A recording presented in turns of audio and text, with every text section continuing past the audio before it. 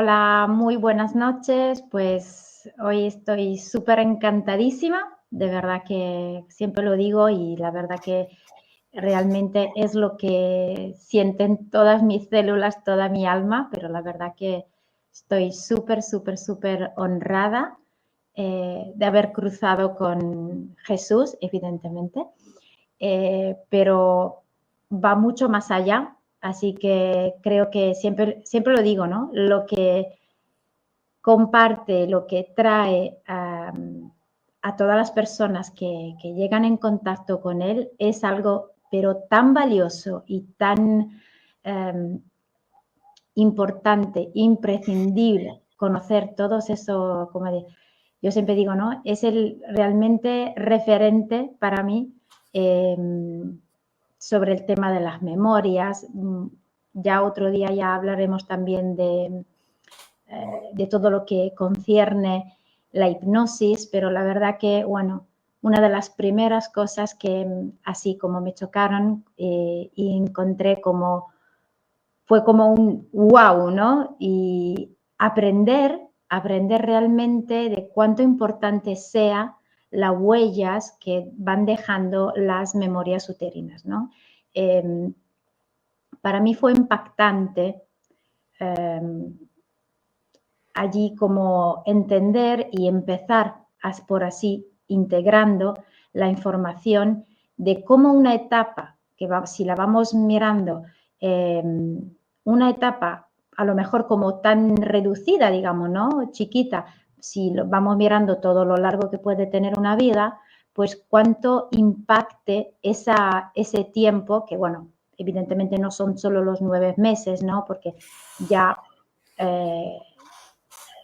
como el proyecto va como de camino antes, ¿no? Pero sí que lo que pasa, todo lo que el feto embrión y la mamá van viviendo, sobre todo en esa etapa, deja una huella, pero tan profunda que va como influenciando, marcando las conductas, los comportamientos, las actitudes de las personas y van, yo digo, ¿no? Como dejando como pedacitos de informaciones y todo lo que realmente he aprendido, ¿no? Y sigo aprendiendo cada día, ¿no? De Jesús es realmente como tirar los hilos de todos esos pedacitos, ir viendo y recopilando como todo, pero ir viendo dónde nos traen todas esas memorias, ¿no?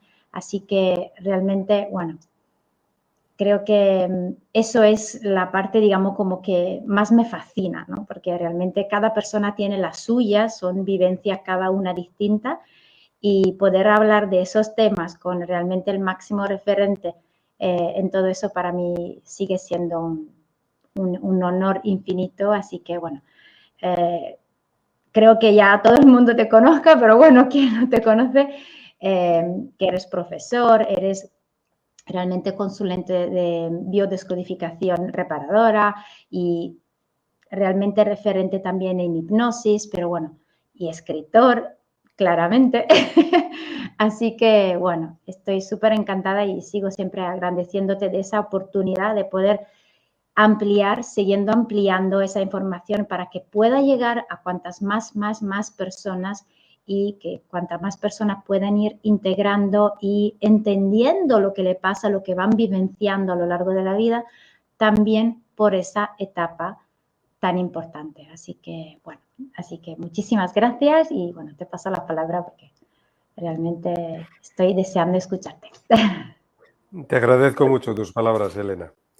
¿Te puedo decir Elena en español o digo Elena en Sí, italiano? claro, por favor. Sí. Te agradezco mucho tus palabras, Elena. Bueno, desde la admiración y el respeto y, bueno, pues con la misma admiración y respeto te las agradezco. Bueno, yo quisiera decir, aparte de que pues cada uno es como es y cada uno cumple en la vida el camino que le corresponde o que elige, yo sí es cierto que me reconozco como una persona que nunca se resigna. Una persona que, pues cuando algo atrae mi atención, hasta que no llego al fondo no me paro. Entonces, eso, unido, pues a lo mejor porque soy escritor, no lo sé, pero lo cierto es que cuando algo me interesa, como digo, me meto a fondo y tengo que llegar a tener en mi mano todos los elementos para comprender eso que he estado buscando o eso sobre lo que he estado investigando. Y luego, por otro lado, es cierto que, claro, trabajando a diario con hipnosis regresiva, como es mi caso, también el tuyo, pero bueno, yo como soy mucho más viejo que tú, pues desde hace mucho más tiempo que tú. Claro, si hay algo que te enseña la hipnosis regresiva es que el verdadero valor, la verdadera clave, la llave para no solo resolver el presente, también para comprenderlo, se encuentra allí, no aquí. Aquí la persona pues enfrenta el problema X, el que sea, que condiciona su vida, sus actitudes, su bienestar, su armonía, de la forma que sea. Pero eso siempre es resultado de cosas que se han sembrado antes, de cosas que han sido vividas y habitualmente inadecuadamente gestionadas. Porque en aquel momento pues no pudiste o no supiste cómo afrontar del mejor modo. Entonces la hipnosis regresiva siempre te acaba llevando, cuando acompañas, cuando guías a una persona al origen de sus conflictos y traumas, siempre acabas llegando a dónde está el origen. Y es cierto lo que tú has dicho. Yo siempre hablo de 3 escalones de memoria profunda en las personas. Vamos a decir, el nivel más próximo y sobre el que solemos tener más conciencia, que es la memoria de la infancia, que duda cabe. También la memoria transgeneracional, la memoria familiar, ese sustrato psíquico común de lo que se ha vivido en la familia en las generaciones previas, lo que construye la psique familiar, y al fin y al cabo somos sedimento y resultado de ello. Pero es cierto, y estoy de acuerdo absolutamente contigo, en que la memoria uterina tiene una enorme trascendencia. La memoria uterina es probablemente la página más desconocida de la historia que tenemos cada uno de nosotros. De tu familia te pueden haber contado muchas o pocas cosas, pero bueno, algo sabrás. Algún referente habrás tenido, lo que viste en la infancia en tus abuelos, en los padres. Bueno, algo al menos o te han contado o tú has presenciado personalmente. De la infancia, en mayor o menor medida, pues todos nos acordamos de tantas cosas. Quizá no de todo, pero bueno, de la mayor parte sí. Pero de la vida uterina ninguno tiene memoria. Luego mamá o papá te habrá podido contar ciertas cosas, pero uno no tiene memoria de lo que ha vivido ahí.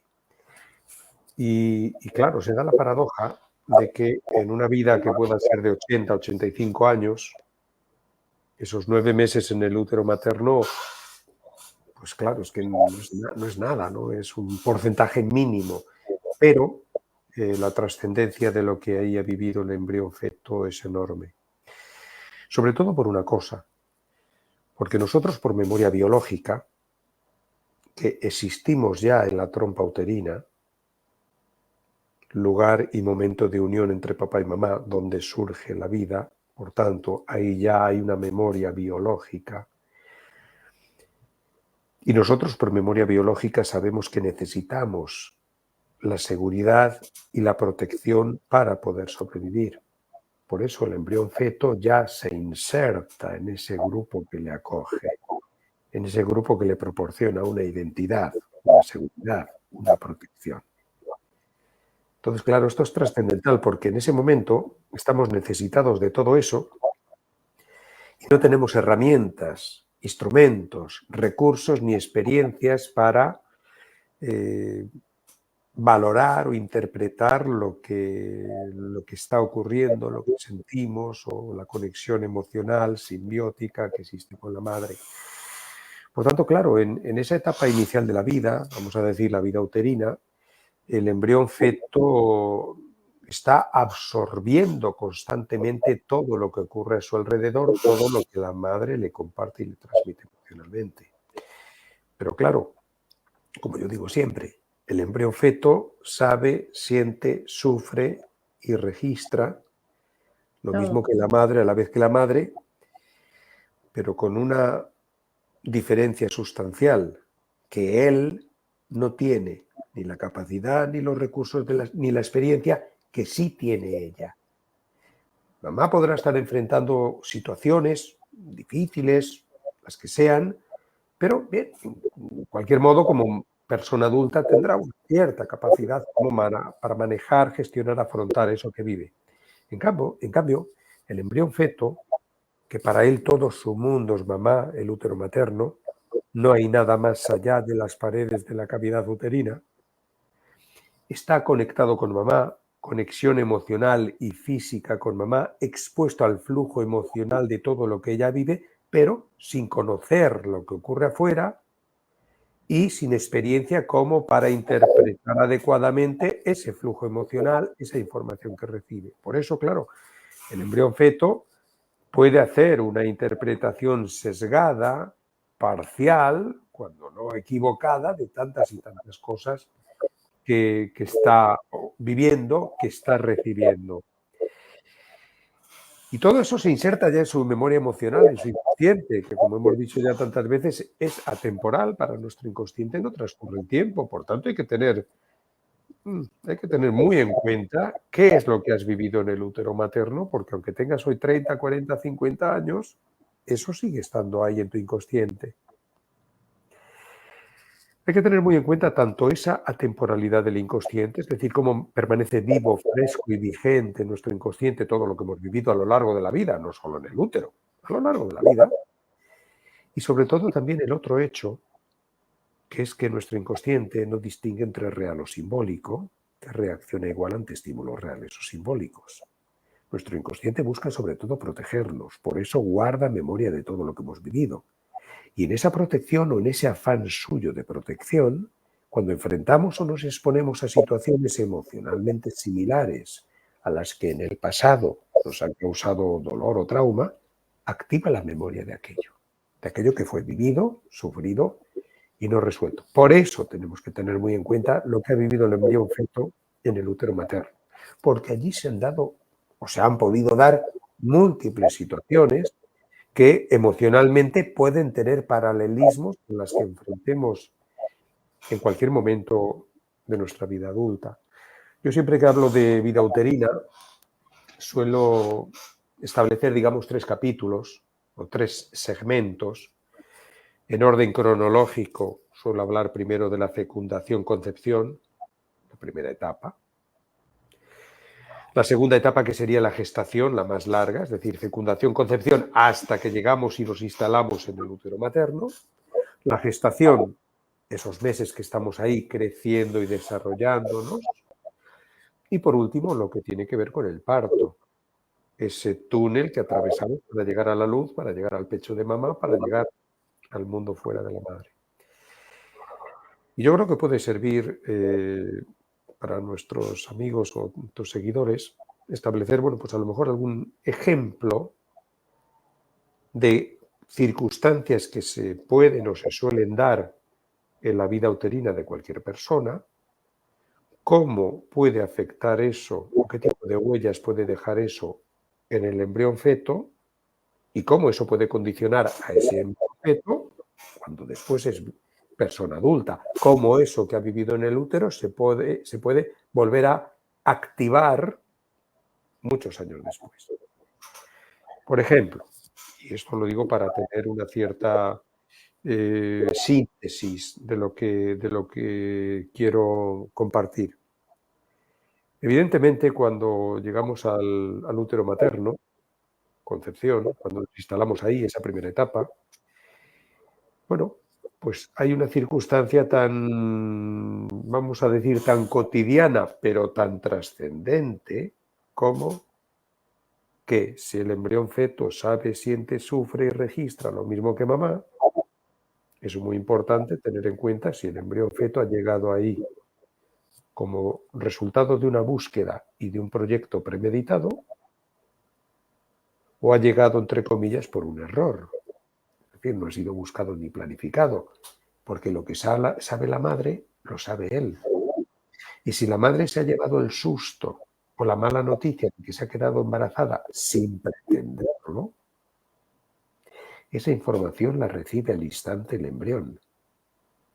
Pero claro, lo que no sabe el embrión es que muy probablemente, aun siendo así, después va a ser amado, besado, abrazado, protegido. Eso no lo sabe. Simplemente sabe que está aquí y su llegada no ha sido recibida como una gran noticia, que no ha sido buscado, que probablemente ha cambiado los planes de papá y mamá que no tenían pensado ser padres. Bien, entonces frente a toda esa incertidumbre de qué es lo que va a pasar, qué va a ser de mí, evidentemente el embrión feto no tiene la capacidad como para digerir, gestionar todo eso que está viviendo, no tiene ni la capacidad ni la experiencia. Eso se instala ya en su memoria emocional como una experiencia inadecuadamente gestionada, como algo pendiente. Como su inconsciente es atemporal, como decíamos previamente, eso que ya ha vivido ahí, eso que ya ha registrado, permanece vigente después en él. Y después en la vida mostrará una cierta predisposición a tratar de buscar la forma de aliviar eso que le pesa, tratando de obtener el cariño, compañía, reconocimiento, aceptación de los demás. Eso le va a llevar probablemente por una senda en la vida de baja autoestima o desvalorización. Estar más al servicio de los demás para que le den eso que necesita y no tanto al servicio de sus propias necesidades. Con lo cual, claro, es cierto que luego una persona adulta que puede tener 20, 30, 40 años, que reconoce o siente que es limitante para ella, que tiene una baja autoestima, sí, pero claro, es que esa persona no puede tener la visión o la certeza de dónde procede su problema. ¿Por qué? Por lo que decíamos antes, que la vida uterina es esa página oscura que uno no conoce de su propia vida. Pero hay que tenerlo muy presente porque está claro que, en contra de lo que habitualmente se suele entender, que el niño cuando nace, digamos que es ahí donde empieza a vivir, ver, aprender, integrar, interpretar. Absolutamente no. Absolutamente no. El niño cuando nace lleva ya 9 meses, en término medio, 9 meses viviendo experiencias, interpretando lo que ha vivido y por tanto tiene ya un buen cúmulo de aprendizaje. Interpretaciones erróneas o no, placenteras o no, pero ya tiene un bagaje de enseñanzas y experiencias. Nace ya con ello. Otro ejemplo que quisiera poner. Si, como decía previamente, el embrión feto tiene esa conexión simbiótica con la madre, por tanto sabe, siente, sufre y registra lo mismo que ella a la vez que ella, también es cierto que cuando llega al útero, si en ese útero han tenido lugar uno o varios abortos previos, la memoria celular de esas muertes permanece ahí. Capta ese ambiente de peligro, de incertidumbre, de miedo, de muerte. No sabe por qué o lo que ha ocurrido, pero sí capta que hay otro que ha estado antes, ha muerto.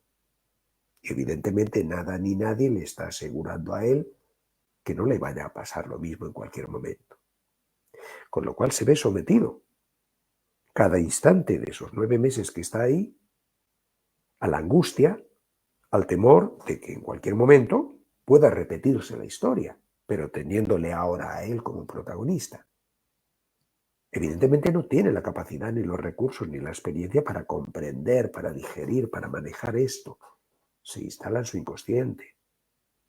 Por esa experiencia de temor y miedo, tensión sostenida, esa persona probablemente después mostrará una cierta predisposición a vivir y afrontar la vida desde el miedo, temor, incertidumbre que ya ha vivido allí. Aparte de eso, esa persona, por la conexión emocional que tiene con la madre, se convierte en un sustituto de aquel de aquel que podía estar pero no está. ¿Por qué? Porque inmediatamente el matrimonio o la madre que ha tenido un aborto, cuando llega un hijo después, se proyecta inconscientemente en el que viene ahora la figura del que no está, del que podía estar pero no está. Eso, por la conexión emocional que tiene el que llega después, el bebé, con la madre, esa información llega al bebé. Se convierte en hijo de sustitución. El hijo de sustitución muestra después en la vida un conflicto de identidad. No porque no sepa cómo se llama, lógicamente, no es eso. Es la clásica persona que, sin palabras, porque esto es inconsciente, esto es emocional, es como si se estuviera preguntando en su vida después quién es, cuál es su lugar, su rol, su rango, su estatus en la familia. Es más, si le quieren a él por él, o le quieren solo porque está ocupando el puesto del que de verdad debería estar. Y créeme que este conflicto de identidad puede ser algo que lastre mucho su vida después. Un freno.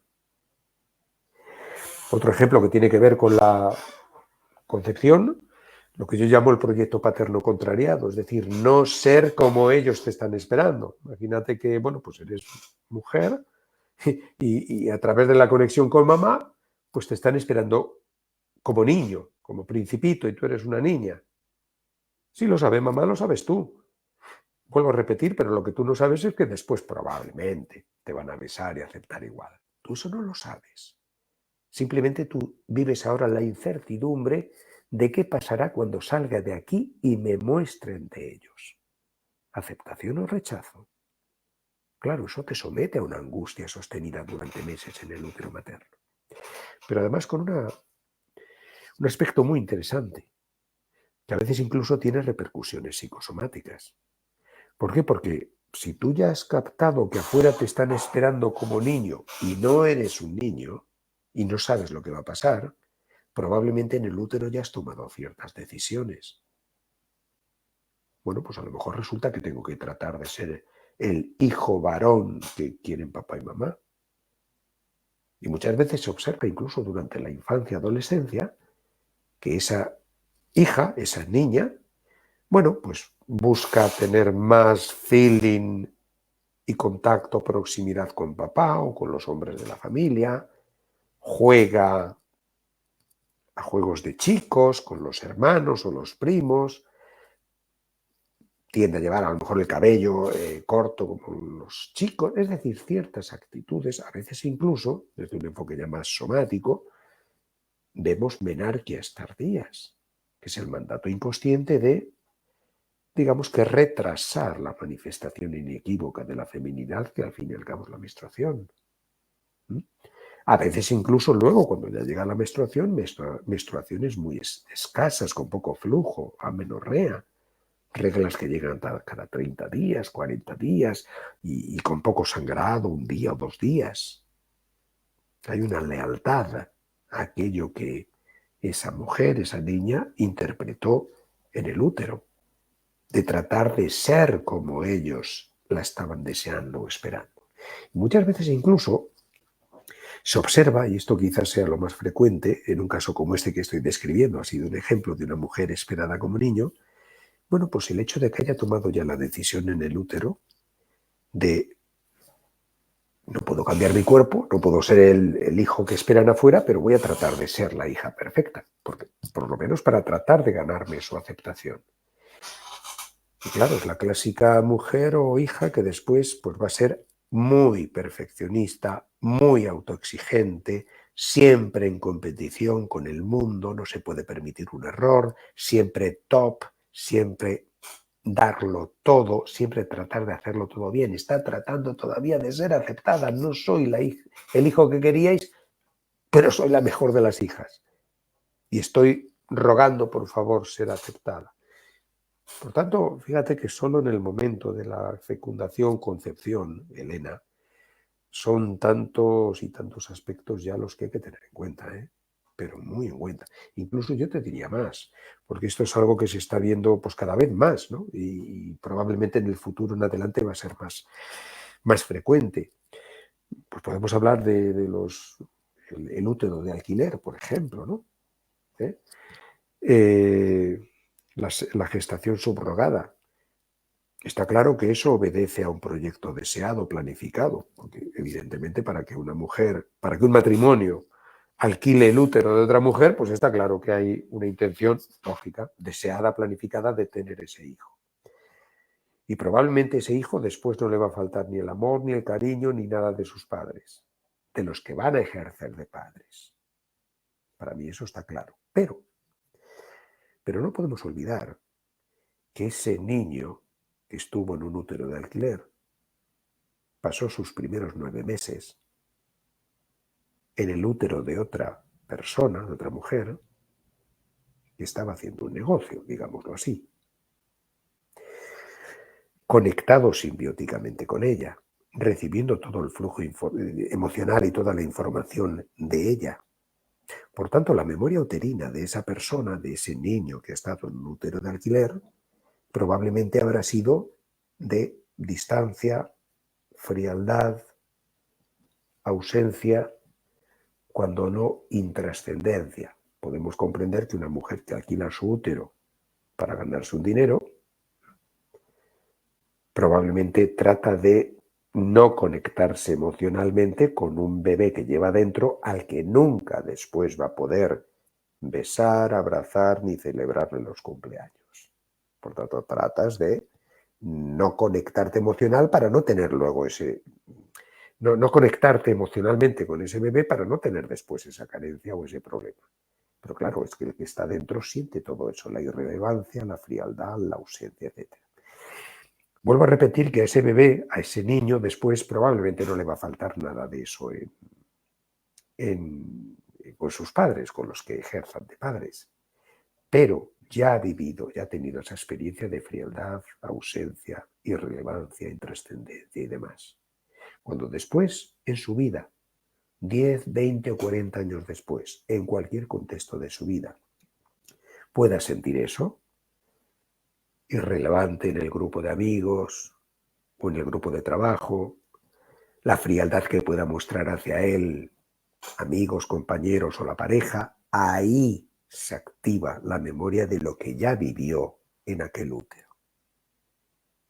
Claro, la persona que pueda vivir esto con 30 años, es muy difícil que pueda conectar esto que le pasaron con 30 años con aquello que vivió en aquel útero de una señora con la que después pues, no ha tenido ningún contacto para que le haya podido contar nada, lógicamente. Por tanto, démonos cuenta de cómo los a veces pequeños detalles, aparentemente irrelevantes detalles, no lo son en absoluto. No lo son en absoluto porque nada se diluye, todo permanece. Y se activa cuando uno después, da igual el tiempo que transcurra, se expone o se enfrenta a situaciones que guarden alguna similitud.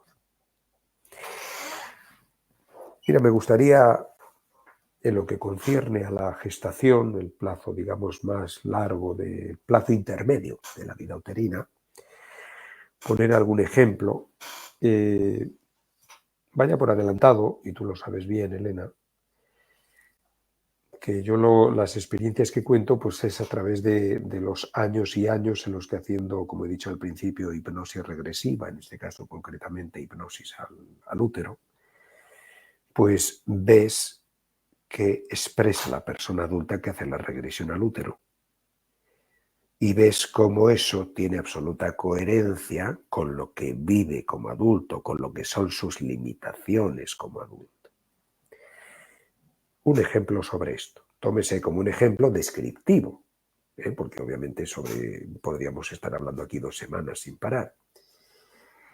Vuelvo a reiterar, y perdona que sea tan pesado, que el embrión feto sabe, siente, sufre y registra lo mismo que la madre, a la vez que la madre, sin las experiencias de la madre ni el conocimiento de la madre. Siendo así,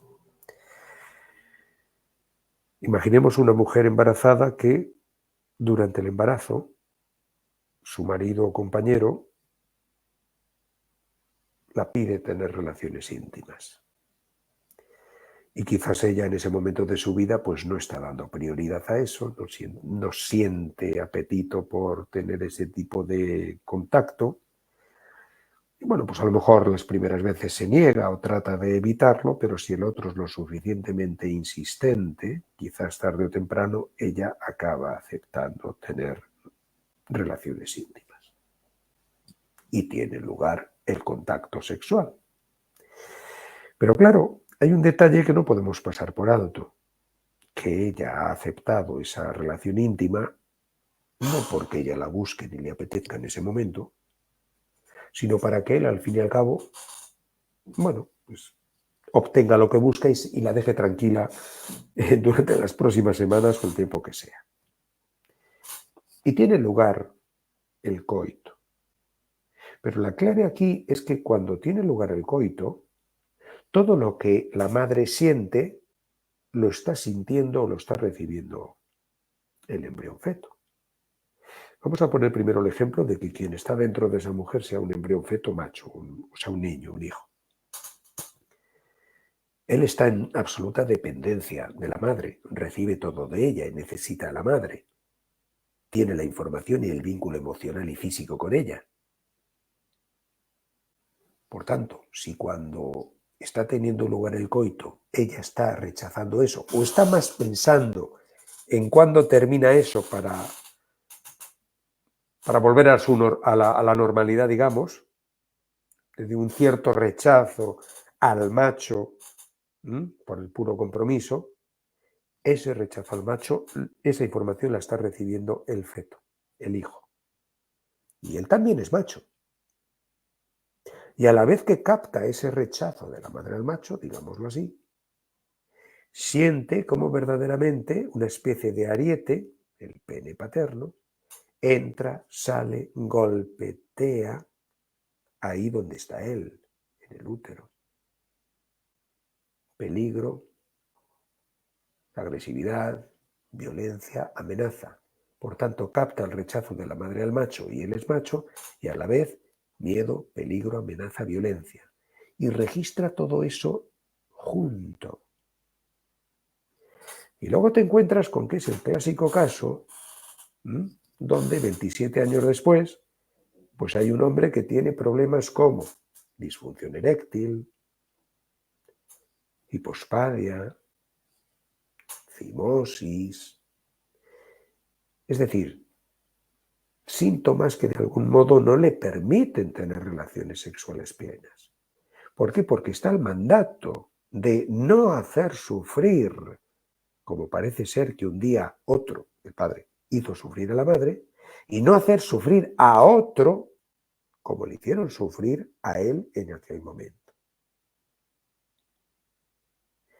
En cambio, si imaginamos que en el útero de esa mujer lo que hay es una niña, ella también ha captado el rechazo de la madre al macho. Ella no es macho, ella es niña, pero ha captado el rechazo de la madre al macho y el peligro, miedo, violencia, agresividad del pene que golpea donde ella está. Y 27 años después te encuentras con la clásica mujer que, bueno, pues te confiesa que no es el sexo lo que busca o da prioridad en la relación con los hombres, ni mucho menos. Quizá le interesa más de los hombres, pues el cariño, la compañía, la empatía, etc. Accede a tener relaciones porque el otro lo pide y lo busca, no porque ella lo necesite o lo busque, y se podría pasar meses y meses sin tener relaciones. Por tanto, está en lealtad todavía a aquello que allí ocurrió. Accedo a tener relaciones, bueno, pues si me piden reiteradamente, pero si no, de mí no sale. Evidentemente, en lo que atañe como digo, a lo que es el plazo de la gestación, hay algo sobre lo que sí quisiera llamar la atención, porque es bastante más habitual de lo que en principio se pensaba y condiciona de múltiples formas la vida de la persona. Y me estoy refiriendo al síndrome del gemelo perdido. Gemelo perdido hace alusión a que, pues una vez tuviste un compañero en el útero materno, pero murió y naciste solo tú. Claro, tú hoy no te acuerdas quizá de eso, pero tú has vivido primero esa compañía y después esa pérdida. Y eso está en tu inconsciente. Fíjate que según las estadísticas se habla siempre que entre el 18 y 20% de los embarazos empiezan siendo múltiples y ni siquiera el 2% de los partos son múltiples, lo cual quiere decir claramente que en la mayoría de los casos uno de los dos se queda en el camino, se pierde, muere. Si echas la cuenta, pues más o menos llegas a la conclusión de que alrededor del 14-15% de las personas que estamos aquí, caminando por la calle, pues hemos tenido un compañero dentro del útero materno, compañero que ya no está.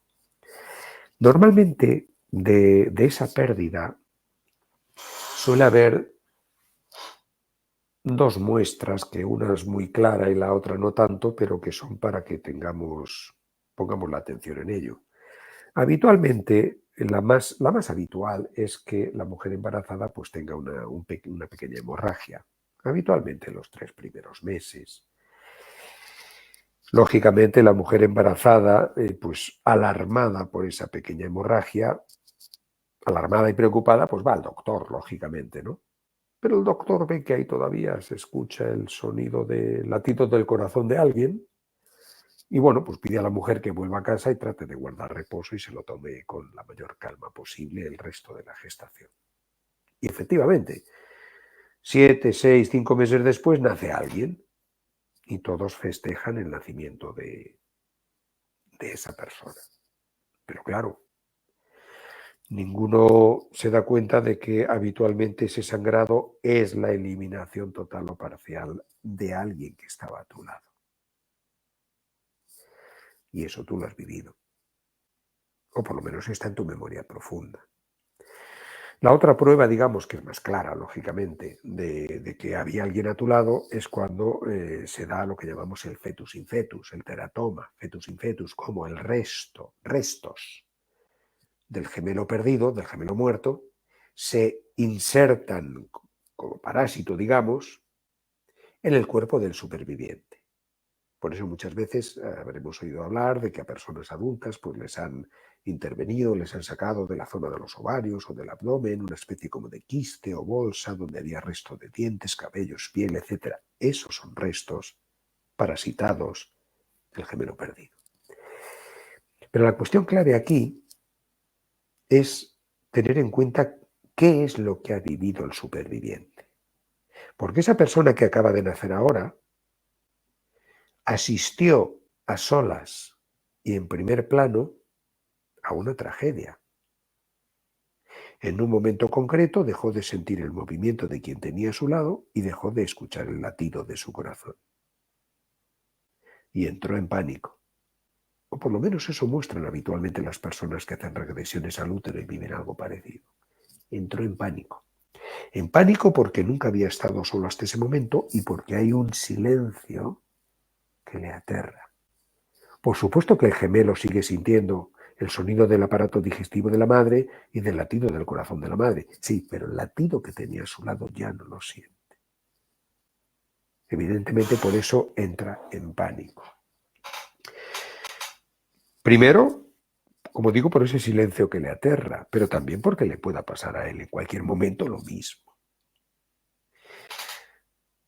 Muchas veces las personas que son gemelos supervivientes, después en la vida, desarrollan habitualmente 3 síntomas, podríamos decir, que son muy habituales.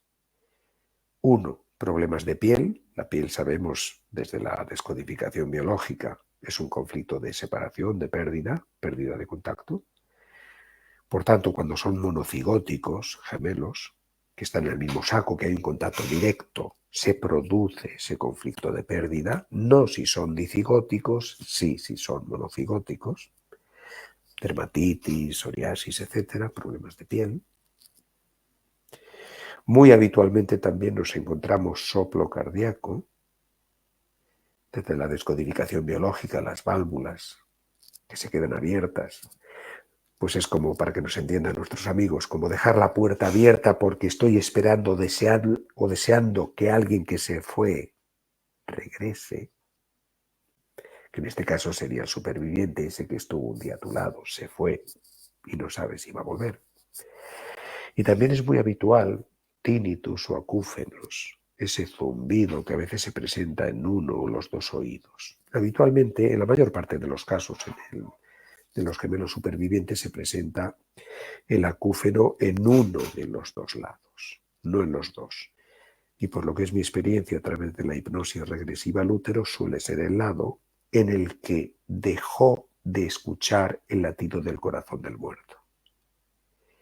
Los acúfenos o tinnitus es ese zumbido que sirve para minimizar, maquillar u ocultar el silencio que me duele, el vacío, la ausencia.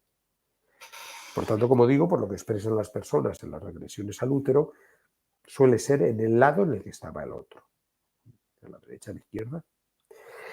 Evidentemente el gemelo superviviente, Elena, tiene después en la vida una clara tendencia a la tristeza, a la soledad y a la culpa.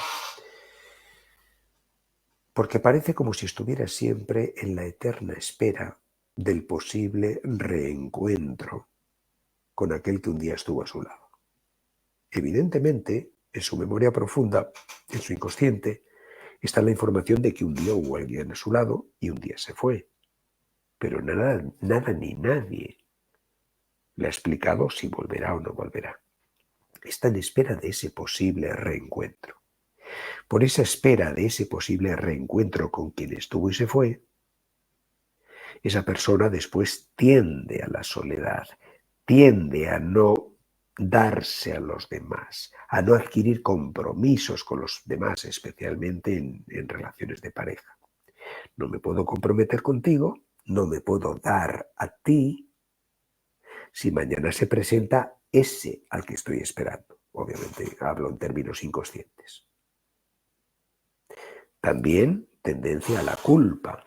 ¿A la culpa por qué? Pues porque no olvidemos que en los primeros meses ha muerto el otro.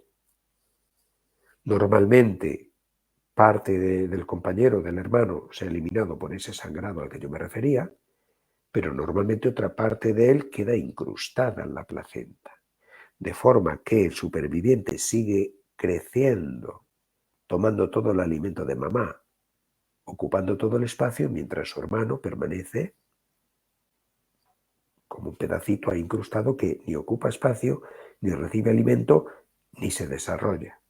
Por tanto, la culpa, ¿acaso tendré yo algo que ver con el hecho de que él no haya podido crecer, ni tomar su lugar, ni su espacio? ¿Acaso yo ocupé todo el espacio o tomé para mí todo el alimento? Aun cuando el gemelo superviviente, como estoy diciendo, suele tener esa dificultad, digamos, para establecer o afianzar relaciones de pareja, a veces es cierto que llega a estar en relaciones de pareja, pero van a ser relaciones de pareja que van a tomar un matiz incestuoso, porque rápidamente el superviviente va a proyectar sobre el otro, el esposo o la esposa, al hermano ausente. Lo cual evidentemente, por eso digo un vínculo incestuoso, porque lógicamente no va a haber una gran apetencia de contacto físico, íntimo, sexual. En absoluto. Va a ser una relación más de tener a mi lado a quien un día se fue y estoy esperando. Normalmente, cuando el gemelo o gemela superviviente proyecta sobre el compañero o compañera al hermano perdido, si algún día tienen hijos, se suele trasladar la proyección hacia el hijo. Deja de proyectar sobre el marido o esposa y proyecta sobre el hijo. Es como si hubiera encontrado en el hijo al verdadero sustituto de aquel que estuvo un día a su lado y se fue. Y siendo así, se desarrolla un fortísimo apego e incluso dependencia emocional hacia el hijo. La clásica relación paterno-filial, donde el día que ese hijo o esa hija crece y quiere volar y vivir su vida, el padre o la madre verdaderamente entra en crisis porque se abre de nuevo la herida de aquello que vivió en el útero y que momentáneamente había resuelto, proyectando aquel hermano sobre el hijo. Es también muy habitual que el gemelo superviviente, en esa eterna espera del posible reencuentro con su hermano, tienda a reemplazarle mientras él no está. Tiende a reemplazarle y muchas veces observamos pues, ciertas actitudes de ritualizar, repetir ciertas cosas. Personas, la clásica persona que va y se compra 2 cuadernos y se compra 2 bolígrafos y se compra 2 pares de pantalones, que como que tiene esa tendencia. Sin darse cuenta, está reemplazando al otro mientras el otro no está. En grado extremo, también hemos observado muy habitualmente que este repetir, llega incluso al TOC, trastorno obsesivo compulsivo. Reiterar y repetir ciertas maniobras, ciertos gestos, ciertos actos. Sin darse cuenta, vuelvo a repetir, está reemplazando al otro mientras el otro no está. Por tanto, quedémonos, como digo, Elena, con que un 15% o en torno a un 15% de gemelos supervivientes no es poco. No es poco absolutamente. No es poco absolutamente.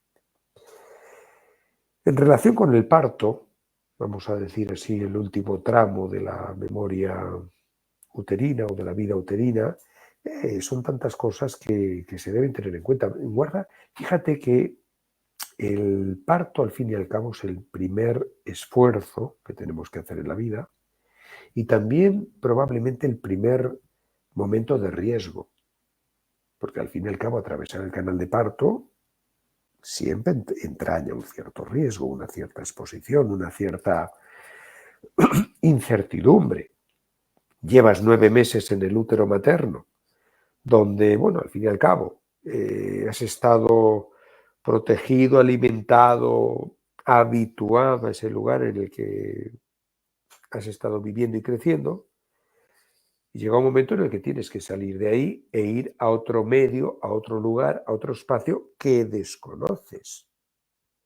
Y además de eso, de ser un lugar que desconoces, también puede que haya muchas dudas por resolver. Acuérdate lo que decíamos al principio, ¿me van a querer o no?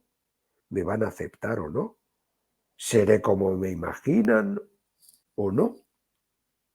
Claro, es un momento crítico. Por tanto, en el tema del parto, yo suelo prestarle mucha atención, en primer lugar, a si ha habido una colaboración o ayuda externa o no. Porque esto marca mucho. Vuelvo a reiterar que es el primer esfuerzo de la vida. Y esto es como todo lo que hacemos por primera vez en la vida. Pues uno se acuerda del primer beso con lengua que dio. No te acuerdas del beso con lengua número 73, pero del primero sí. O si te acuerdas de tu primer día de trabajo. No te acuerdas del día 3432 de tu trabajo, no, te acuerdas del primero. Y del primer día de escuela, no te acuerdas del día número 720 de escuela, te acuerdas del primero.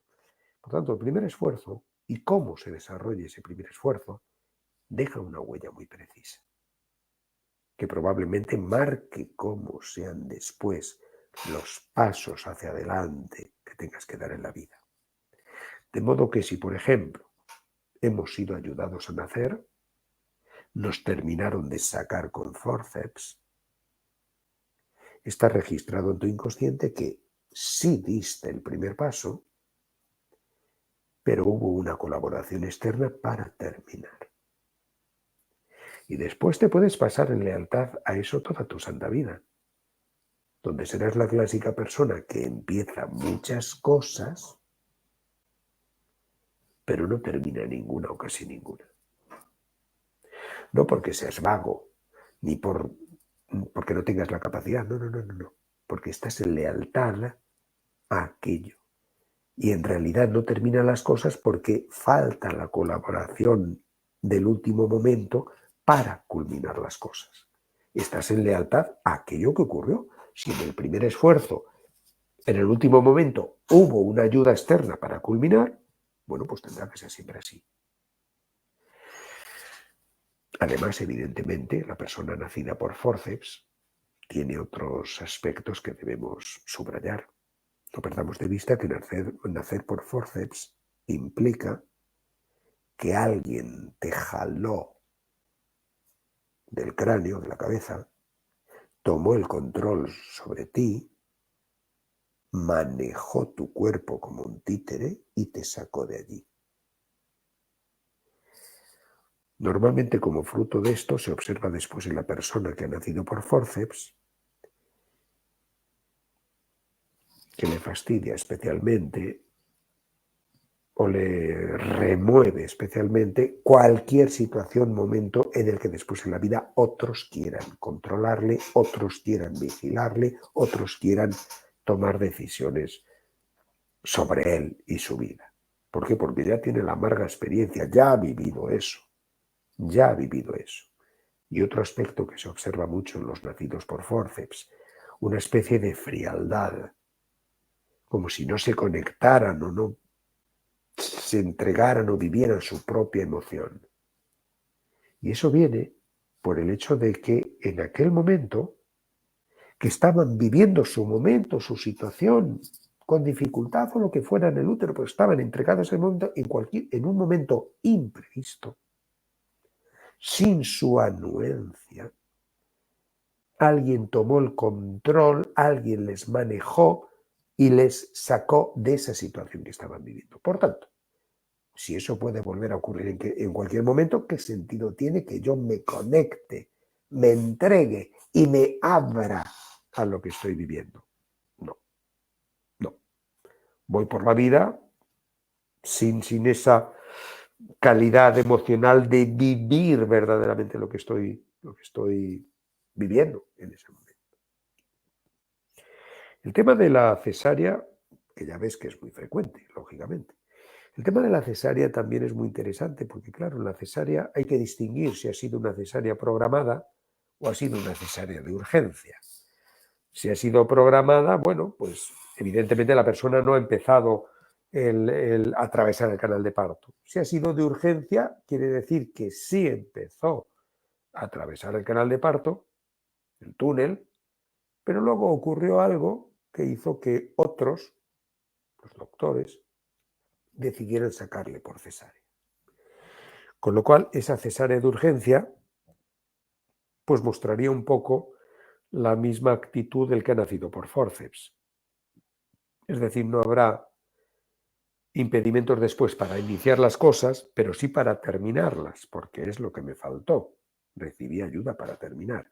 En cambio, cuando son cesáreas programadas, cuando ni siquiera has iniciado el primer esfuerzo de la vida, directamente te han sacado por cesárea, es que ahí no tienes la experiencia, para nada, de haber afrontado y mucho menos resuelto ese primer esfuerzo. De forma que las personas nacidas por cesárea así muestran después en la vida una gran inseguridad, no creen en sí mismos. El niño que ha nacido, aunque haya nacido con dificultad respiratoria y con tantas y tantas dificultades, sí tiene la confirmación de su capacidad. Aquí estoy, he nacido, he sufrido, pero he nacido. En cambio, la persona que nació por cesárea programada no tiene esa experiencia. No cree en sí misma, porque no se lo ha demostrado, no tiene la confirmación. Y claro, es la clásica persona que no habiendo ni siquiera iniciado el primer esfuerzo de su vida, en la vida permanece así. Porque siempre vendrá alguien que me dé la palmadita en la espalda para yo empezarla. Cuando venga alguien y me diga, creo en ti, lo puedes hacer, eres capaz, entonces sí lo hago. Pero si no hay esa colaboración externa de entrada, quizás no dé ese primer paso. ¿Cómo advertimos esto después? Tratando de conectar, como decía al principio, entre lo que ha vivido el embrión feto, el feto en este caso, con lo que viva la persona adulta. Pues personas que después piensan y piensan y piensan y retrasan las cosas porque no dan el paso adelante. Tienes que, no sé, pedir aumento de sueldo a tu jefe, por decir algo, y no te atreves y llevas semanas mañana se lo digo, mañana se lo digo, y no lo haces. O tantas y tantas situaciones en la vida, las vas retrasando, no las afrontas, no das el paso. O quieres abrir tu propio negocio y llevas 2 años encontrando excusas para no hacerlo. Y no es que no sepas llevar a cabo ese negocio o ese proyecto, pero siempre hay algo, alguna justificación para retrasarlo un día más, un mes más, etc. La dificultad respiratoria también suele entrañar a la larga aspectos que debemos considerar. Claro, volvemos a lo que decíamos antes, en el útero materno el feto pues ha estado en su hábitat. Nada le ha faltado, la madre le ha proporcionado todo, el oxígeno, el alimento, todo, la protección.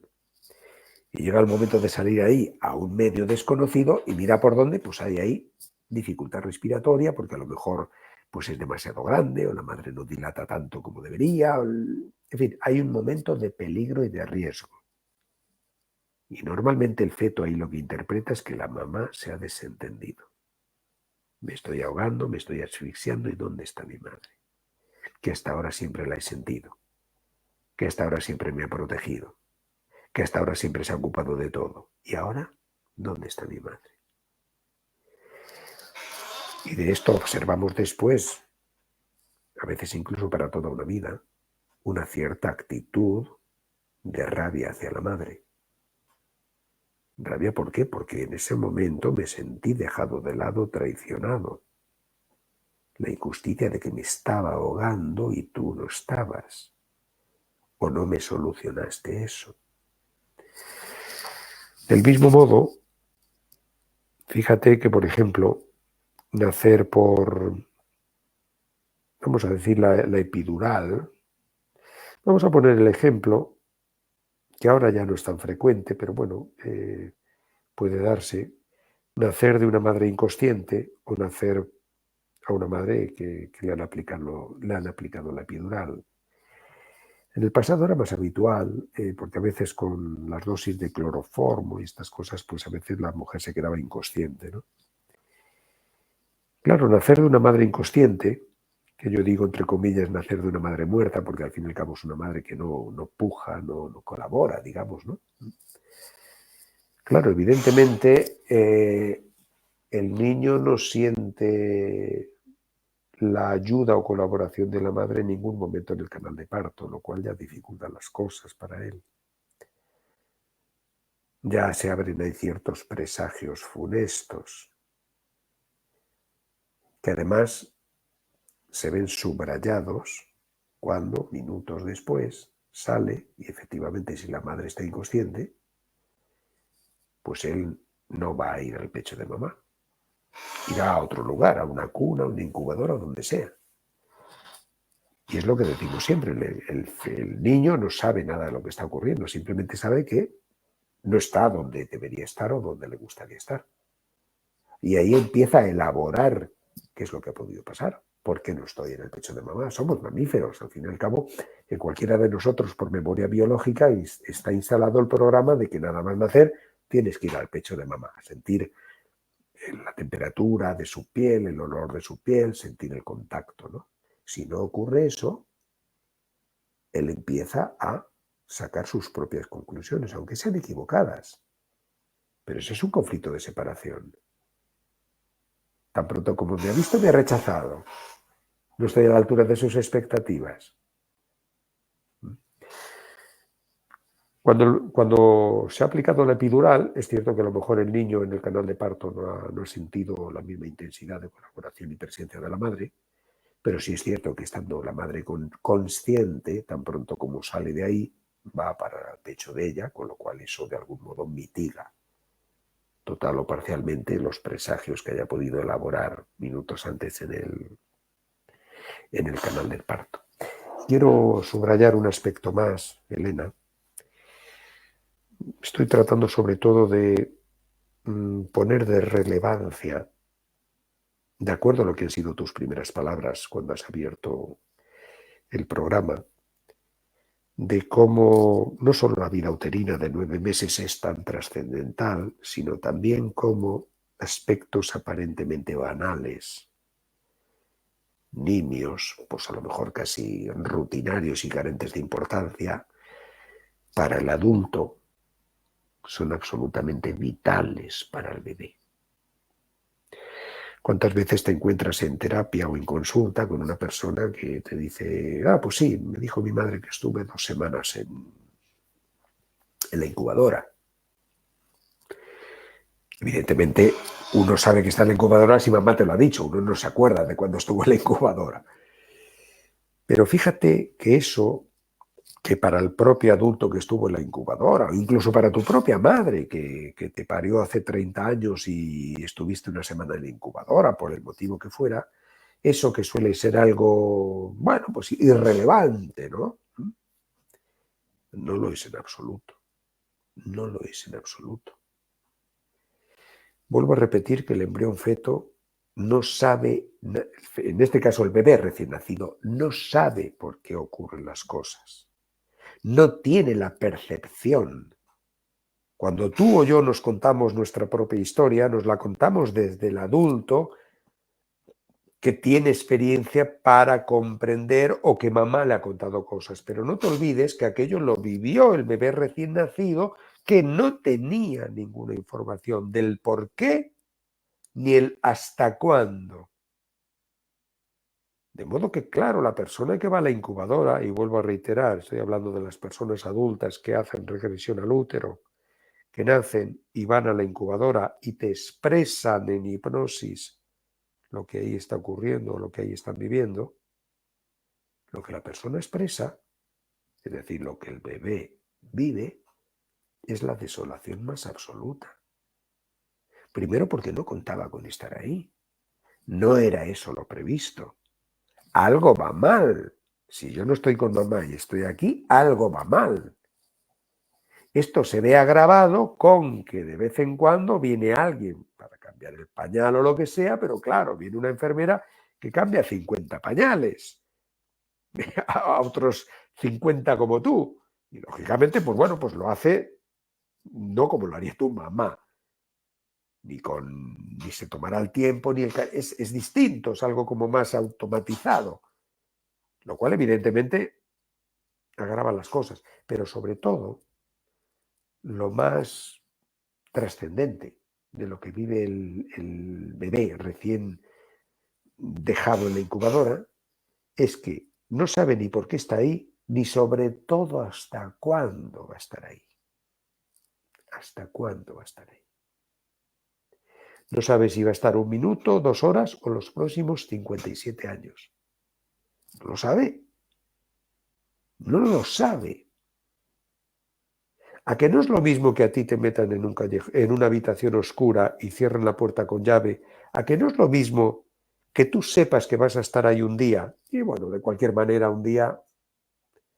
Pero si te meten en esa habitación y te cierran con llave y no sabes si vas a estar un día o 14 años, claro, distinto.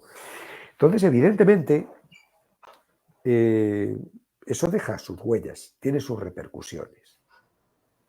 Y vuelvo a reiterar, y con esto pues podemos, si quieres, como una especie de epílogo, no perdamos nunca de vista. Nuestro inconsciente es atemporal. En nuestro inconsciente permanece registrado, fresco y vigente todo lo que hemos vivido a lo largo de la vida. Sobre todo, lo que ha sido traumático. Y más aún lo que habiendo sido traumático no fue resuelto o adecuadamente gestionado cuando tuvo lugar. Y eso se activa cada vez que después en la vida, una o varias veces, nos exponemos a escenarios que guarden una cierta similitud. Por tanto, por poner un ejemplo con esto último que estaba diciendo, si una persona ha vivido la desolación, el abandono, el rechazo, la soledad, porque fue a la incubadora, probablemente después esa persona ha tenido una infancia feliz, donde ha tenido un ambiente familiar muy agradable, papá, mamá, hermanos. Perfecto, enhorabuena. Pero cuando en cualquier momento o situación de la vida, te vuelvas a sentir rechazado, dejado de lado, abandonado, en el trabajo, con los amigos, donde tú quieras, ahí se activa la memoria de aquello que ya viviste entonces. ¿Por qué? Porque es el recordatorio. Para tu inconsciente no transcurre el tiempo, es como si estuvieras todavía en la incubadora. Eso está fresco, se activa. Evidentemente, hablando de... porque también vamos... todo tiene solución en la vida, menos la muerte, como decimos siempre, todo tiene solución. Siempre hay que analizar cuál es el problema que tiene la persona en el presente, cuál es su limitación, su síntoma, su problema, el que sea. Y hay que buscar el origen o la raíz. Cuando la persona estuvo expuesta o vivió algo similar por primera vez. Porque poco conseguimos si nos ocupamos solo del problema que estás sufriendo ahora. Lo que te está pasando ahora en las circunstancias actuales. Si dejas la raíz intacta, tarde o temprano puede volver a brotar, puede volver a activarse.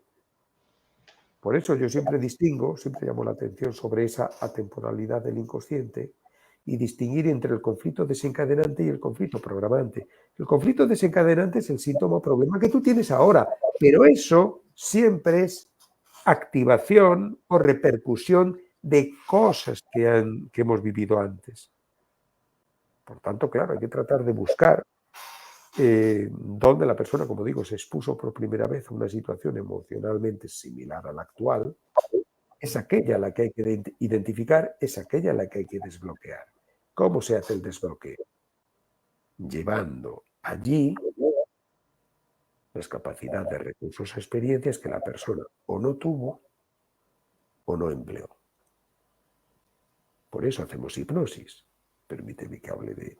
Por eso hacemos hipnosis. La hipnosis es un viaje donde la persona se zambulle en su memoria profunda, vuelve a determinados capítulos, escenarios donde han ocurrido ciertas cosas, vuelve para recordar, vivir y sentir tal como fue, pero a continuación vuelve a ese mismo escenario con la capacidad de recursos o experiencias que sí tiene hoy y no tenía o no empleó entonces.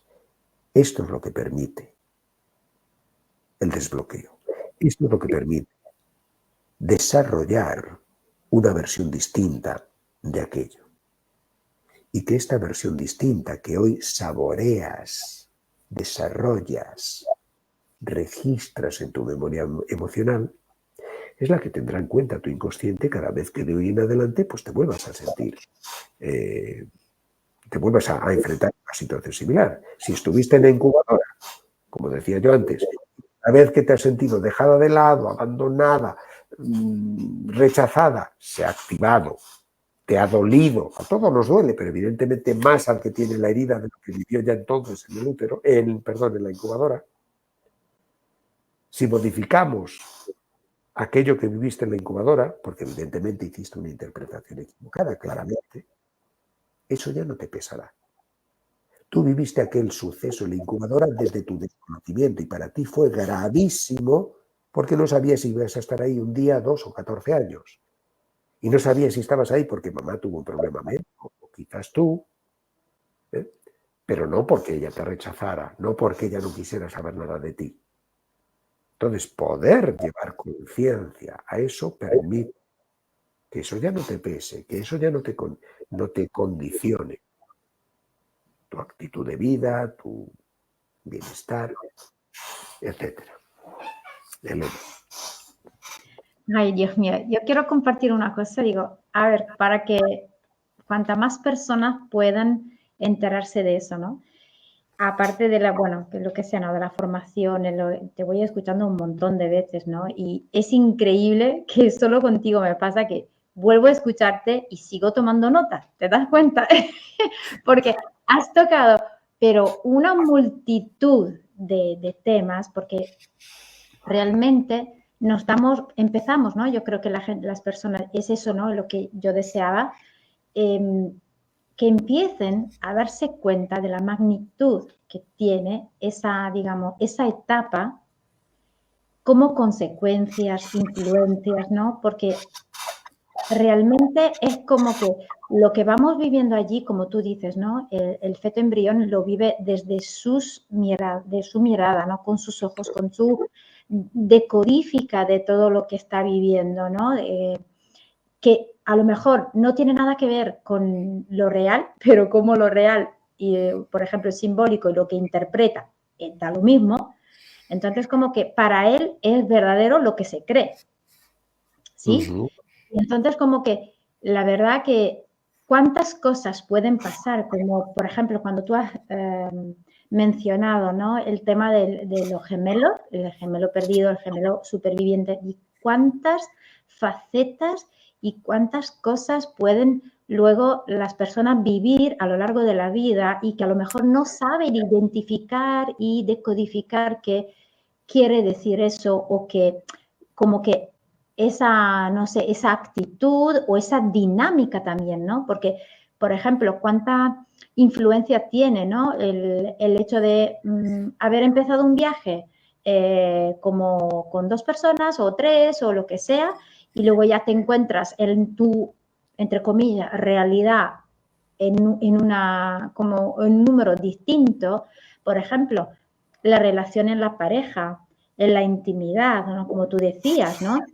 Hay personas que a lo mejor desarrollan un apego que es una dependencia o codependencia, o a lo mejor, por ejemplo, como yo también detecté, una gestión de una dinámica cuando aparece, ¿no? Como tú decías, cuando se reactiva en tu vida, por ejemplo, una separación injusta o una separación con accidente, digamos, como que inesperada, lo que sea, como que la persona a lo mejor va viviendo síntomas físicos que no sabe que están relacionadas a una etapa uterina, por ejemplo, ¿no?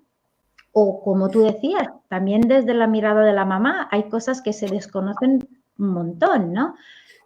Yo he verificado en mi experiencia también que la depresión postpartum, por ejemplo, puede estar relacionada a que la mamá percibe que sí, debería, o no sé, la gente allá afuera se va esperando que, no sé, fuera la más alegría del mundo, pero ella tiene una tristeza profunda que no sabe ni de dónde viene, que no sabe identificar, pero sí que la siente y la vive, por ejemplo. Y entonces, ¿cuánto va a cambiar, no? Como yo pensaba, me imagino, ¿no? Una persona que desconozca estos temas, que va como abriendo un montón de ventanitas, un montón o como se van prendiendo, ¿no? Las luces para iluminar cosas que a lo mejor se desconocen, ¿no? Porque la verdad que es un enriquecimiento de informaciones que te van dando mucho sentido, a lo mejor a cosas que las personas como estamos a lo mejor acostumbrados a ver algo que, no sé, nos afecta de una intensidad, no sé lo que es tu opinión al respecto, pero una intensidad a lo mejor como, no sé, algo de la infancia, por ejemplo, que una persona se acuerda un asunto o algo que pasa que a lo mejor fue tan traumático, pues se queda ahí una huella y lo percibe de una manera como más irruente, como más así, como más fuerte, ¿no? Pero a veces hay cosas que son como de una intensidad más bajita y uno puede pensar, bueno, es una intensidad menor, entonces como que, vale, no sé, como que con menos importancia. Y a lo mejor esa intensidad como más bajita permanece a lo largo de toda la vida. ¿Sí? Como que es algo que se vuelve persistente a diario y a lo mejor puede ser agotador más que una intensidad que a lo mejor tú te acuerdas y luego ya como es un recuerdo de una vivencia que a lo mejor vas manejando con varias herramientas, pero la que a lo mejor tú no le das peso, no la vas como mirando y persigue. Entonces puede afectar muchísimo y lo que, no sé, lo que es mi sensación es que a veces las memorias que pertenecen a la etapa, digamos, uterina, pueden tener una intensidad como más bajita, pero más persistente, como si fuera un guión que luego ya vamos reproduciendo como un patrón en la vida, pero no como decir que a veces hay como, no sé, un síntoma que puede ser como tú decías, ¿no? Un ataque de pánico o lo que sea, que es más fuerte, más evidente, pero hay un montón de otros síntomas que son como menos impactantes, pero sí, presentes. No, está claro que, Elena, no depende tanto lo que uno vive, sino cómo lo vive, ¿no? Que eso es lo que suele determinar el cómo reaccionas después. Pero vamos a poner un par de ejemplos para que creo un poco en la línea de lo que tú estabas diciendo. Volviendo siempre al discurso de que el embrión feto sabe, siente y sufre y registra lo mismo que la madre a la vez que la madre. Vamos a poner el caso de una mujer que haya podido sufrir diabetes gestacional.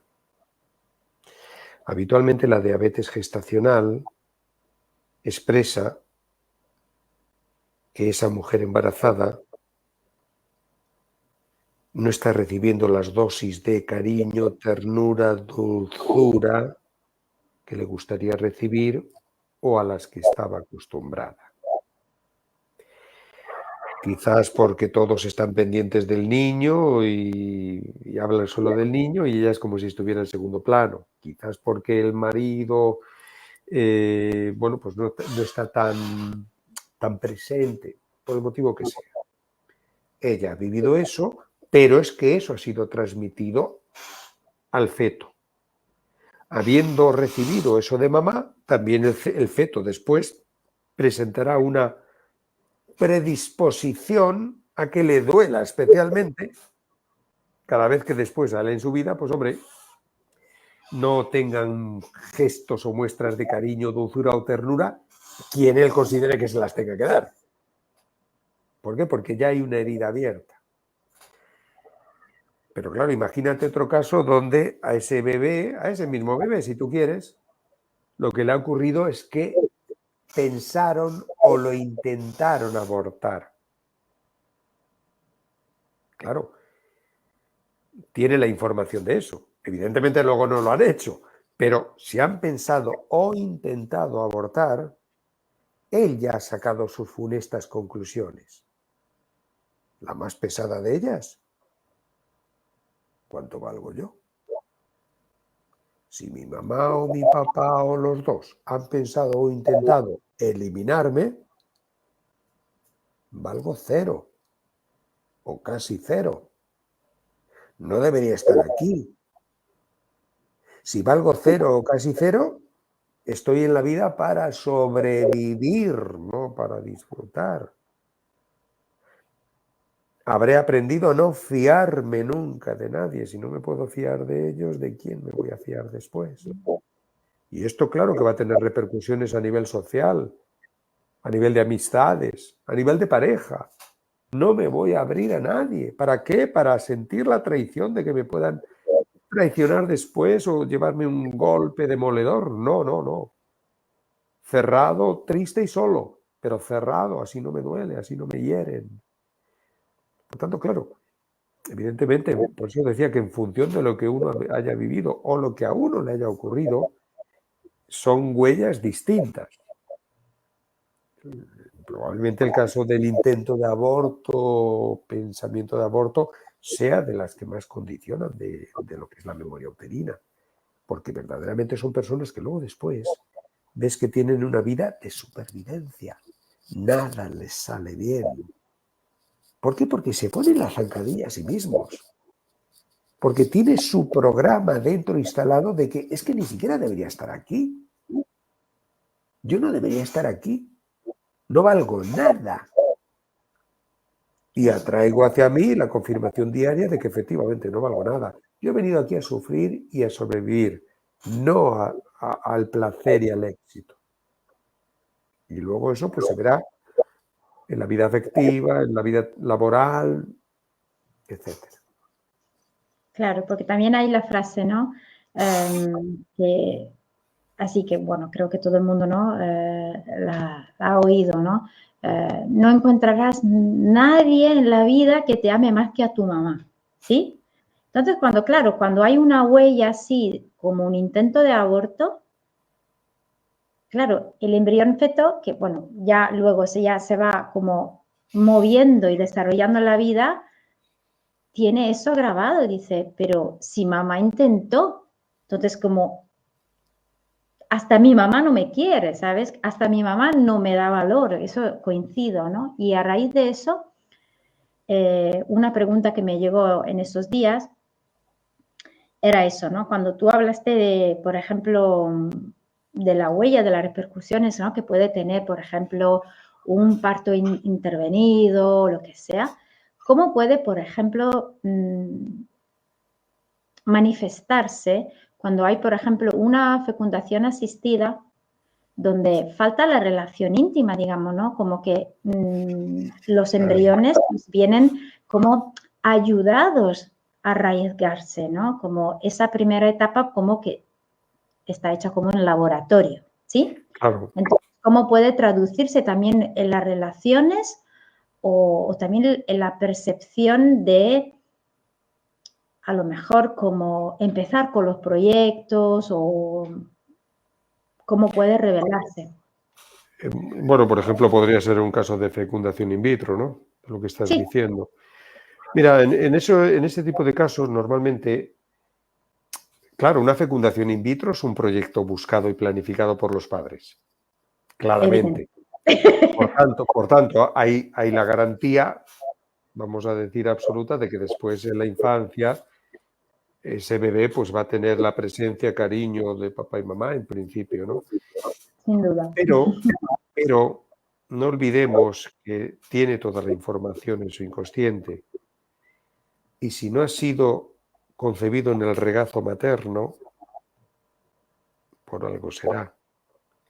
Evidentemente todo esto es inconsciente, vuelvo a repetir, pero será después el clásico hijo o hija que pregunta constantemente a los suyos, a papá y mamá, si le quieren, si le quieren, si le quieren, o que está pidiendo abrazos, o que está pidiendo muestras que confirmen eso. Porque aunque se lo digan, es como si no se lo creyera. Como si algo le dijera que no estoy tan seguro de que sea verdad eso que me dicen papá y mamá de que me quieren tanto. Porque está en su memoria profunda la información de que, oye, no fuiste concebido dentro del cuerpo de mamá, fuiste concebido en un frío lugar en el laboratorio, de la forma que fuera. Entonces, sí es la clásica persona que luego exige o espera o necesita esas muestras constantes que le confirmen que verdaderamente, no solo de palabra, gestos y palabras y actitudes que le confirmen que ese amor que le dicen las palabras se ve respaldado con los gestos y con las actitudes. Claro. Y bueno, para cerrar un poco, me gustaría comentarte eso que era, hacía parte de otra pregunta, ¿no? Que me llegó. Por ejemplo, si, bueno, en tu larguísima experiencia en eso, si has averiguado, por ejemplo, una conexión o una relación entre, durante la gestación, por ejemplo, uno de los dos, que sea la mamá o que sea el papá, digamos como que tiene un juicio hacia el otro, el compañero o la compañera, no importa. Entonces, como que haya peleas, discusiones, haya juicios, como o papá o mamá no vale nada, algo así, digamos, en ese plan. Y luego en el embrión feto puede haber episodios de autolesionismo o como intento de quitar la parte que pertenece al padre o a la madre que fue considerado como no válido o malo o lo que sea. A ver, yo sí he observado muchas veces y eso es relativamente habitual. No perdamos de vista que en una relación de pareja que pueda ser disfuncional durante el embarazo, el feto en esa guerra está del lado de la madre, porque está dentro de ella, forma parte de ella y recibe todo de ella. Y por tanto, todos los sufrimientos que pueda tener ella, imagínate, pues yo que sé, que ella sufre porque el marido es ausente o la maltrata de algún modo o es adúltero durante la gestación. Toda esa toxicidad que ella está viviendo, probablemente ese rechazo o esa rabia hacia el marido, esa información está en el hijo.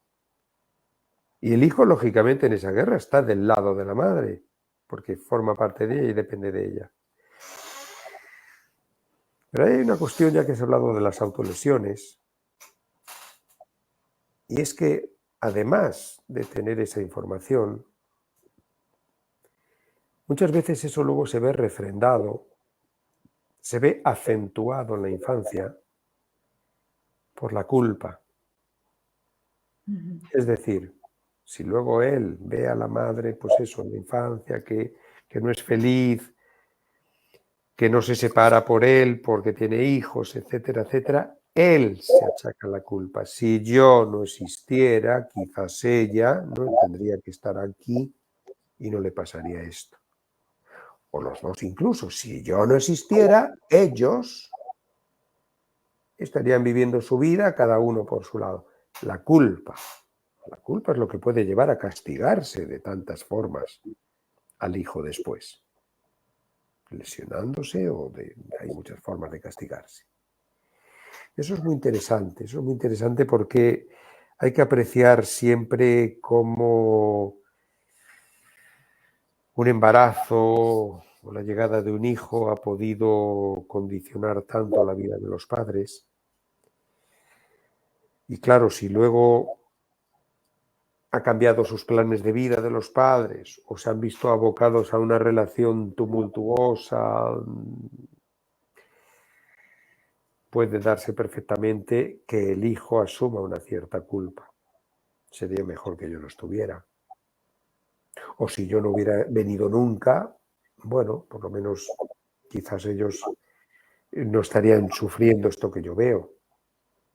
Y eso obviamente pesa mucho para el hijo. Claro, condiciona y creo que puede también tener como que alguna dirección eso puede tomar, ¿no? También, claro, como siempre decimos, ¿no? Depende del bagaje que cada uno ya lleva cuando va, digamos, ¿no? Encarnando, entonces eso, pero puede a lo mejor estar atraído por situaciones donde incluso hay riesgo que desaparezca, ¿no? Como que se quite del medio, ¿no? Por ejemplo, porque y soluciona, le parece como que sus padres ya solucionan parte de las cosas. Entonces, como que hay personas, ¿no? Hay chicos que van como atraídos o a deportes extremos o situaciones donde hay peligro, no sé, que puedan como acabar mal, ¿sí? Como de ir buscando esa situación.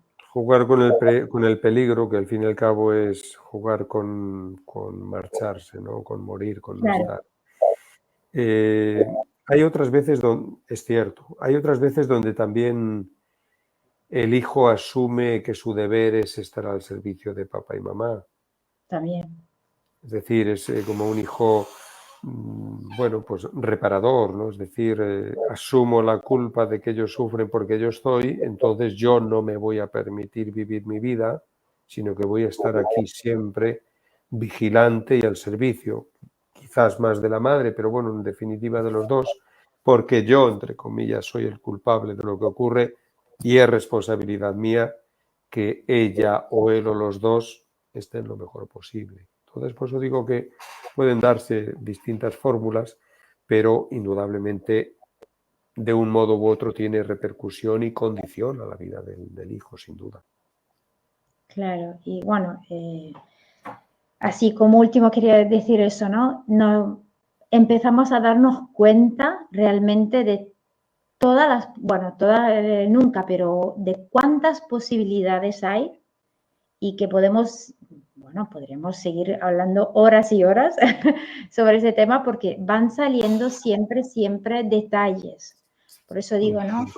Cuánto importante es lo que vas trayendo como información y con la precisión y el detalle que tú llevas a cabo con todo eso que nos vas compartiendo, ¿no? Entonces, ¿cómo realmente yo creo que las personas ahora tienen como muchas más posibilidades de ir detectando y sintiendo lo que le pertenece, o a lo mejor eso es de mucha ayuda también para entender lo que le pasa a los demás, porque claro, no es solo para sí mismo, pero con todo lo que hemos comentado, a lo mejor pueden reconocer o identificar, a lo mejor, no sé, porque el hermano tiene esa conducta o el novio, la novia, lo que sea, ¿no? Como que ir entendiendo mucho más de las dinámicas que van viviendo, ¿no? Para ir siempre profundizando y eso, ¿no? Entonces, como que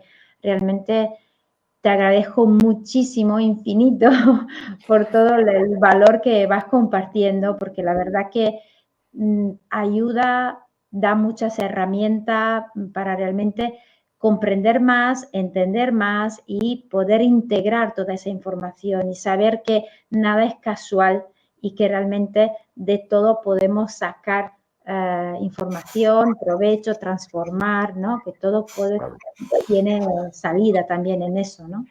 No, yo quisiera añadir, bueno, aparte de agradecer tus palabras, añadir que, como yo digo siempre, y creo que esto podemos estar todos de acuerdo, cuando tú ves una cosa que te llama la atención, pues puede ser una curiosidad y una simple cosa que te ha llamado la atención. Pero cuando ves que algo particular se repite 17 veces, ya no es una curiosidad y ya le prestas atención.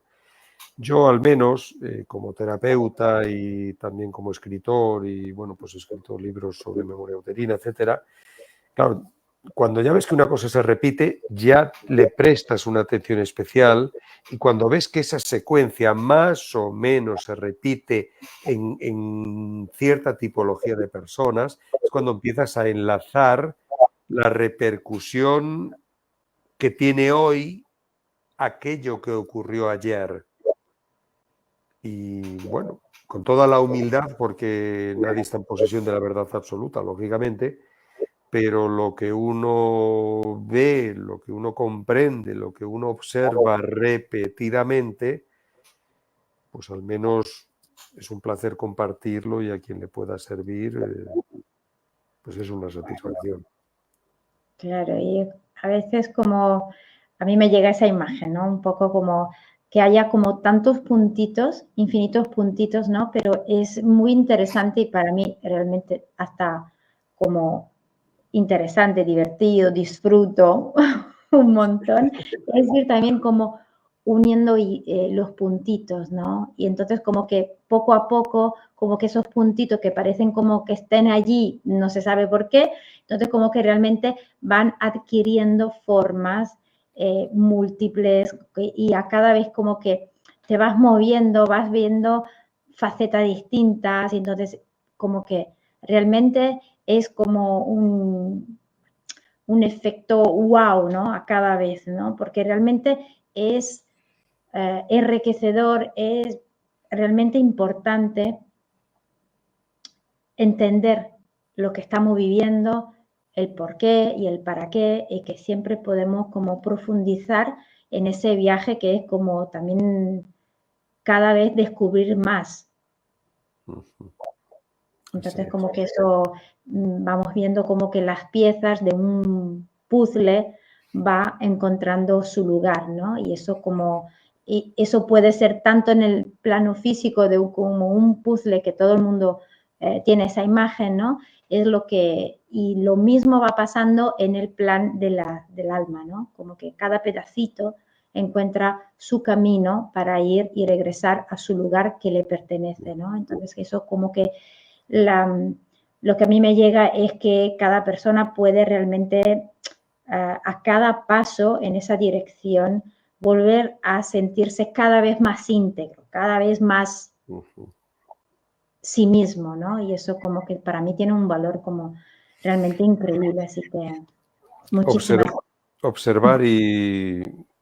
Observar y poder tener conciencia de lo que uno ha vivido en la primera parte de la vida, o concretamente de lo que hemos hablado hoy en el útero, te permite conectar con la esencia de quién eres y cómo eres, con eso que a lo mejor pues nunca habías considerado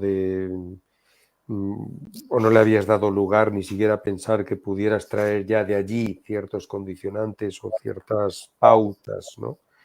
Entonces eso siempre te ayuda a ser una persona más completa, tener una mayor y mejor percepción de ti mismo. Eso siempre es positivo, siempre es positivo. Siempre es mejor saber que no saber, aunque sean sobre situaciones difíciles, porque cuando identificas dónde está el origen de tu problema, al menos ya sabes qué podrás hacer. Mientras no identificas ni siquiera dónde pueda estar el origen de tus bloqueos, pues estás indefenso ante ello. Y te puedes pasar toda una vida tropezando con la misma piedra. Y te puedes pasar toda una vida instalado en el victimismo. Y te puedes pasar toda una vida culpando a los demás de quién sabe qué. Exacto. Al final, como tú has dicho antes, eso no sirve. El problema lo tiene uno y también uno tiene la solución. Por tanto, busca dentro, no busques fuera. Dentro está la respuesta y también la solución. Exacto.